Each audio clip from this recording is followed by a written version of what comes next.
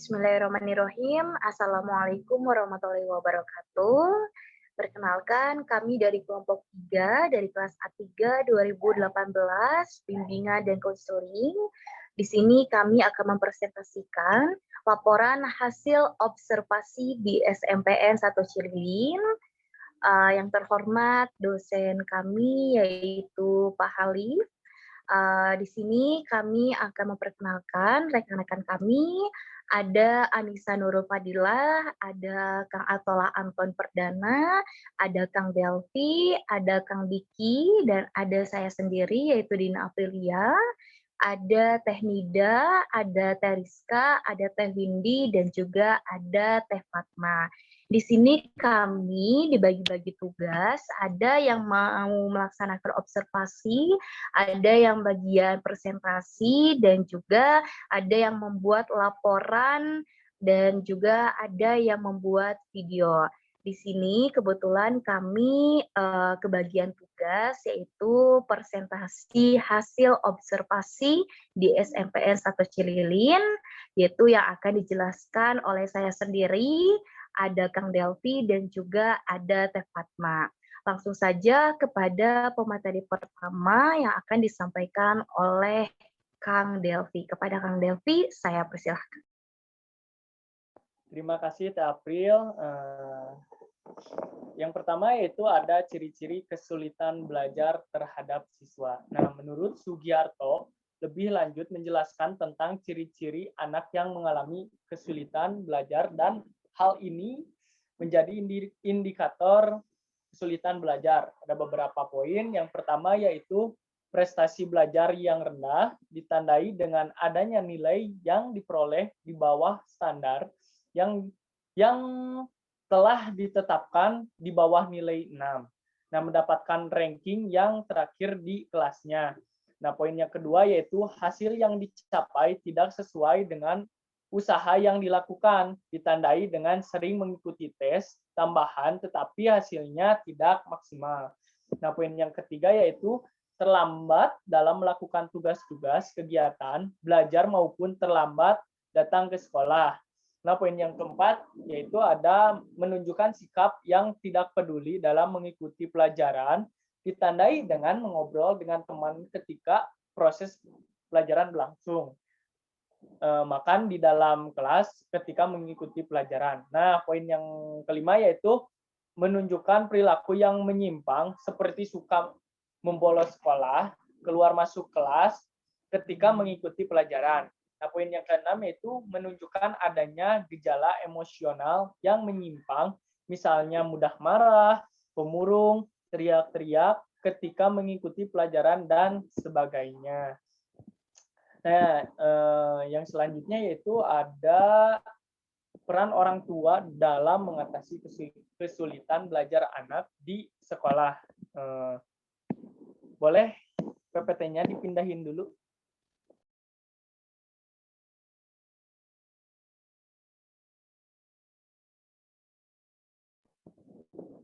Nah, di sini peran orang tua yaitu orang tua sebagai pembimbing di rumah juga memegang peran penting dalam hal ini mengatasi kesulitan belajar anak di samping peran guru di sekolah. Upaya orang tua atau keluarga dalam mengatasi kesulitan belajar bagi anak yaitu antara lain ada 5 poin. Yang pertama yaitu menyediakan fasilitas belajar, yang kedua mengawasi kegiatan belajar dan waktu belajar. Yang ketiga, mengenali kesulitan-kesulitan belajar anak dan membantu mengatasinya. Nah, yang poin keempat yaitu memberikan bimbingan. Dan yang terakhir, yang kelima yaitu motivasi dan dorongan dari orang tua atau keluarga. Nah, saya kembalikan kepada Teh April.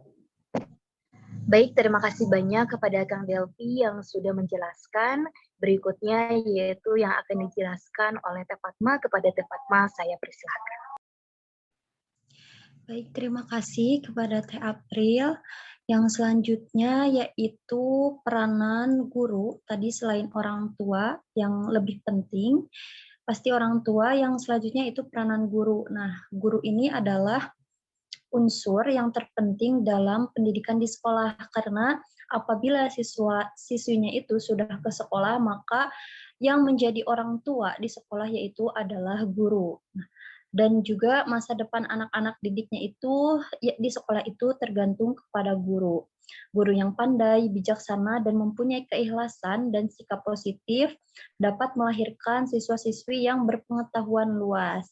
Nah, standar kompetensi sertifikasi guru tahun 2009 menurut Mulia Sae bahwa harus mampu memiliki kestabilan emosi, ingin memajukan peserta didik, bersikap realitas, jujur dan terbuka, serta peka terhadap perkembangan terutama inovasi pendidikan. Nah, di sini ada beberapa usaha yang dapat dilakukan untuk mengatasi kesulitan belajar pada anak, yaitu diantaranya yang pertama itu ada identifikasi. Nah, identifikasi ini merupakan suatu kegiatan yang diarahkan untuk menemukan siswa yang mengalami kesulitan belajar, yaitu dengan mencari informasi tentang siswa atau mencari informasi tentang apa saja sih kesulitan yang dialami oleh siswa. Lalu setelah identifikasi, yang kedua, usaha yang kedua yaitu diagnosis. Nah, diagnosis ini adalah penentuan mengenai hasil dari pengolahan data dari tadi identifikasi tentang siswa yang mengalami kesulitan belajar dan jenis kesulitan belajar yang dialami oleh siswa. Setelah diagnosis, kita merujuk kepada prognosis. Nah, prognosis ini yaitu aktivitas penyusunan rencana atau program yang akan diharapkan dapat membantu mengatasi masalah kesulitan belajar siswa. Jadi dari diagnosis kita merujuk ke prognosis, yaitu menyusun rencana atau program. Lalu yang terakhir itu memberikan bantuan atau terapi. Nah, terapi yang dimaksud di sini adalah memberikan bantuan kepada siswa yang mengalami kesulitan belajar sesuai dengan tadi prognosis, program yang disusun pada tahap yang tadi prognosis. Boleh di next teh? Nah, di sini ada contoh kasus dalam pelaksanaan diagnosis kesulitan belajar. Yang pertama itu ada dari siswa bernama Gia Nazwa. Nah, Gia Nazwa ini mengalami kesulitan belajar saat melakukan pembelajaran secara online atau daring karena tidak mengertinya tugas yang diberikan dan tidak ada penjelasan yang lebih terperinci dari guru. Hambatan menurut siswa Gia Nazwa ini hambatannya dialami saat belajar online itu kurangnya sinyal baik dan kuota yang tidak cukup.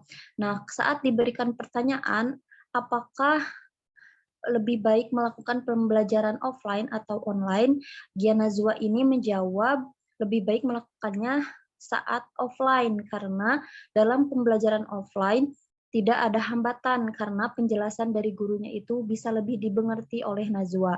Nah, pembelajaran secara offline-nya ini gurunya menerangkan secara terperinci bagaimana materi yang diberikan dan tugas yang diberikan, berbeda dengan saat online. Jadi Gia Nazwa ini kurang mengerti apabila melakukan pembelajaran secara online. Nah, cara mengatasi masalah saat pembelajaran online yaitu ketika kuota habis harus langsung mempersiapkan kuota sebelumnya, dan ketika ada tugas yang tidak dimengerti bisa langsung menanyakannya kepada teman yang sudah paham. Begitu menurut siswa Gia Nazwa. Bisa di next slide. Nah, lalu ada kasus yang kedua, yaitu siswa bernama Muhammad Malik Farhan. Nah, Malik Farhan ini mengalami kesulitan belajar saat pembelajaran secara online. Karena sebelum pembelajaran online, Muhammad Malik Farhan ini memiliki nilainya selalu di atas KKM. Tetapi setelah pembelajaran online, nilainya ini menjadi di bawah KKM. Karena ada beberapa mata pelajaran yang tidak dimengerti.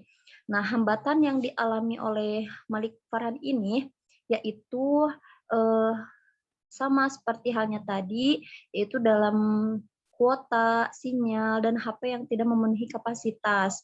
Kesulitan saat belajar online yaitu waktu yang diberikannya itu sangat terbatas, yang menyebabkan kurang mengerti tadi hampir sama dengan Nazwa.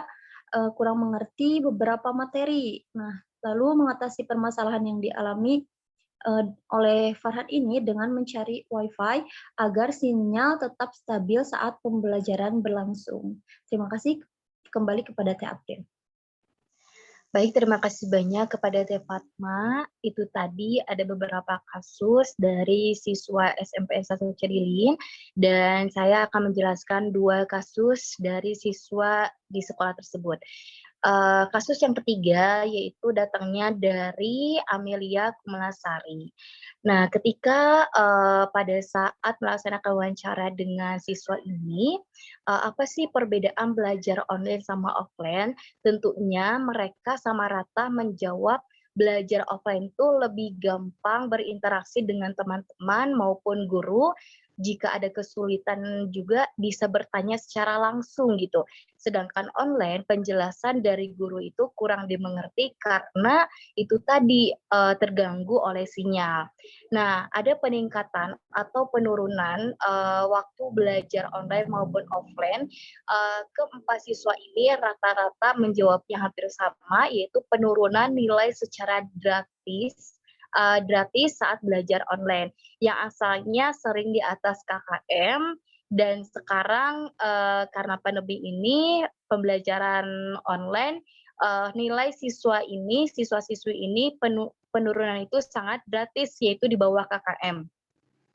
Nah, apa sih yang menjadi hambatannya? Yang menjadi hambatan Amelia ini yaitu karena sinyal, terus kuota, ada beberapa teman yang nggak punya handphone juga, yang mungkin sering bertanya ke Amel ini. Selain itu, segi pembelajaran sangat terbatas, tidak bisa langsung dipahami.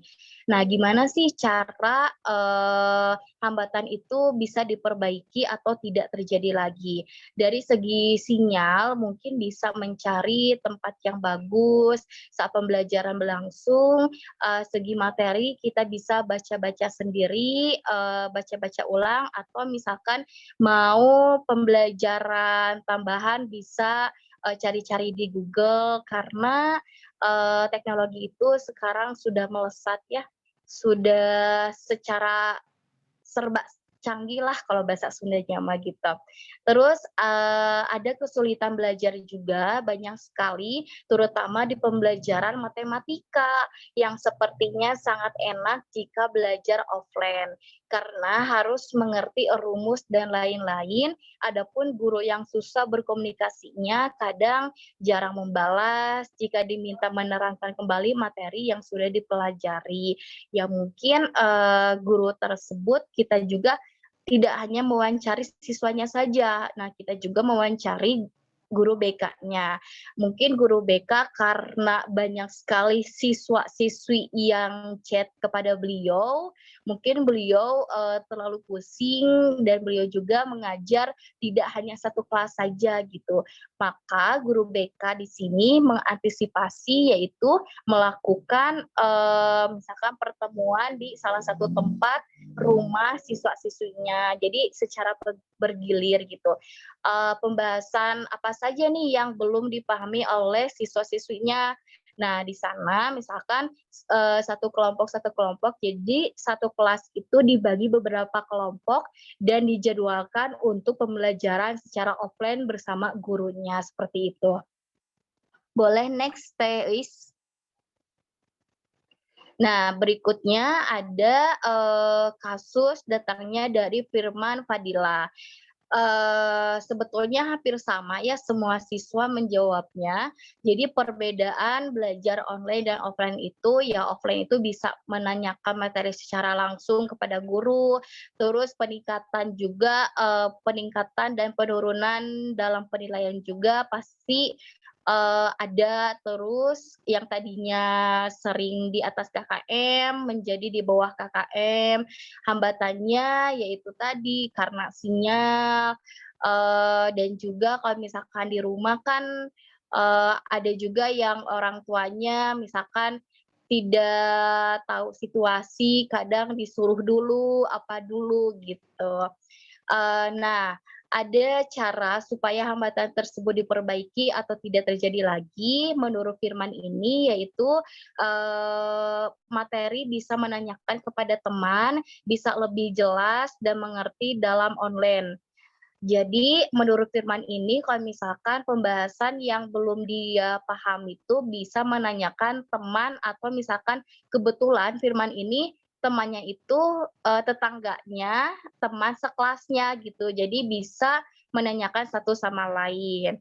Nah, dalam pembelajaran offline tidak ada hambatannya, tapi firman itu kalau misalkan pembelajaran offline tuh sering ngantuk karena penjelasan dari guru tidak mengasih, jadi bukan tidak mengasih, mungkin gurunya tersebut itu menerangkan pembahasannya jadi datar gitu. Kan mungkin guru itu mempunyai versi dalam mengajarnya. Ada yang mengajarnya lebih ke santai, ada yang mengajarnya lebih ke pembahasan, terus ada juga yang mengajarnya ada pembahasan, ada juga yang mengerjakan tugas seperti itu. Mungkin itu kembali lagi ke guru dan menurut siswa masing-masing. Boleh next, Teis? Sekarang ada diagnosis. Berdasarkan hasil wawancara dengan siswa SMPN 1 Cililin, maka dapat disimpulkan bahwa Gian Nazwa, Muhammad Malik, Farhan, Amelia Kumalasari, dan juga Firman mengalami kesulitan belajar saat pembelajaran online berlangsung. Nah, ketika pembelajaran offline-nya itu, kesulitan belajarnya itu sering mengalami ngantuk. Kalau misalkan online ya itu tadi seperti sinyal yang terhambat, kuota terbatas, tidak bisa melakukan sesi tanya jawab antara siswa dan guru dengan baik, dan terhambatnya siswa dalam memahami materi ketika pembelajaran berlangsung. Dan juga ada prognosisnya. Boleh next, Tais? Prognosisnya yaitu penyebab kesulitan belajar siswa-siswi di SMPN 1 Cililin disebabkan oleh beberapa faktor. Di antaranya ada faktor eksternal dan juga faktor internal. Di faktor internal mungkin kalau misalkan anak-anak di SMP 1 Cililin atau misalkan di masa remaja ini kebanyakan itu lebih ke main games gitu. Ya mungkin ketika pembelajaran berlangsung, misalkan ada pembelajaran dimulai nih, misalkan buka dulu games, jadi keenakan ke games gitu. Itu pun wawancara ketika ditanyakan kepada guru BK-nya gitu. Jadi guru BK kalau misalkan ngasih informasi ataupun mengenai pembelajaran, jadi siswa-siswi ini kurang respon gitu.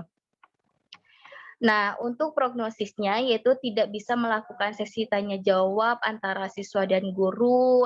Nah, itu tadi. Jadi guru mengantisipasi melaksanakan ada home visit namanya.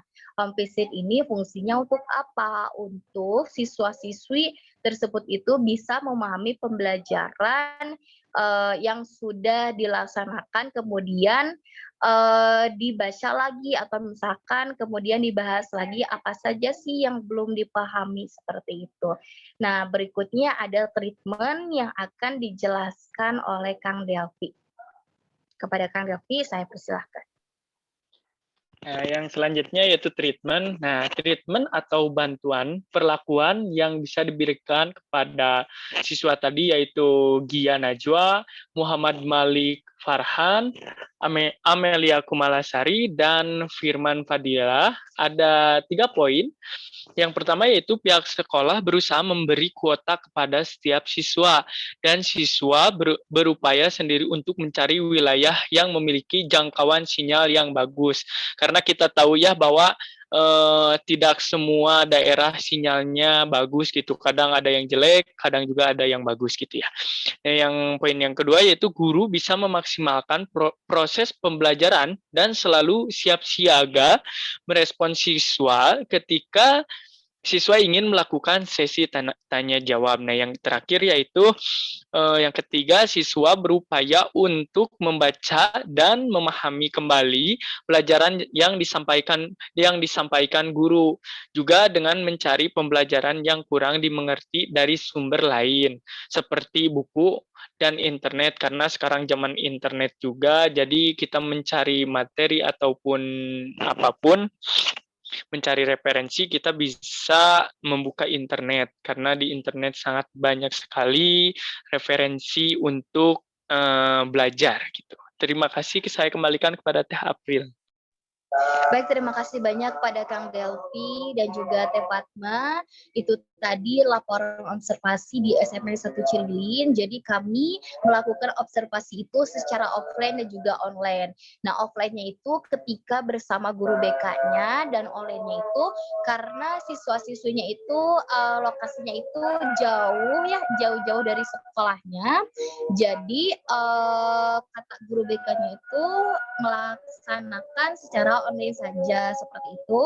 Sekian dari kelompok kami dari kelas A3 kelompok 3. Mohon maaf jika ada bahasa atau apapun yang kurang berkenan di hati Bapak atau di hati teman-teman semua. Mohon dimaafkan. Dari kami, wassalamualaikum warahmatullahi wabarakatuh.